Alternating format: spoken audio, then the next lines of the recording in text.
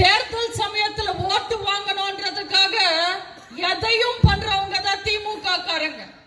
இன்னும் கொச்சையா சொல்லணும்னா ஓட்டுக்காக கட்ட மனைவியையே இலவசமா தர்றவங்க தான் திமுக காரங்கன்னு நான் சொல்லல, பெரியார் சொல்லி இருக்காரு. இது வேணும்னா வசதியா வீரமணி மறந்துட்டு திமுகவுக்கு துதிப்பாடலாம்.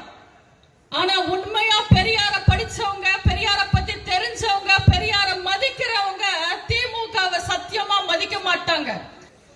இதுல இந்த அண்ணாமலை எங்களுக்கு கிளாஸ் எடுக்கிறாரு. எதிர்கட்சியா எப்படி செயல்படணும், தேர்தலை எப்படி சந்திக்கணும், கட்சி எப்படி நடத்தணும்னு. தம்பி, நீங்க கிளாஸ் எடுக்கிறீங்க, நீங்க கிளாஸ் எடுக்கிற ஸ்கூல்ல நாங்க ஹெட் மாஸ்டர். நீங்க எங்க கிட்ட எல்லாம் பேசக்கூடாது. இதுல அண்ணாமலை சொல்றாரு அதிமுக 4.5 வருஷ ஆட்சிக்கு நாங்க சப்போர்ட் பண்ணோம்னு. அண்ணாமலை சப்போர்ட் பண்ணது எங்க ஆட்சிக்கு இல்ல, ஓபிஎஸ்க்கு. எங்க அண்ணனுங்கெல்லாம் சேர்ந்து, எங்க தலைவர்கள் எல்லாம் எங்க அம்மாவோட ஆட்சியை காப்பாத்திட்டாங்க. உங்களாலதான் ஓபிஎஸ் காப்பாத்த முடியல. அவர் தெருவில் நிக்கிறாரு.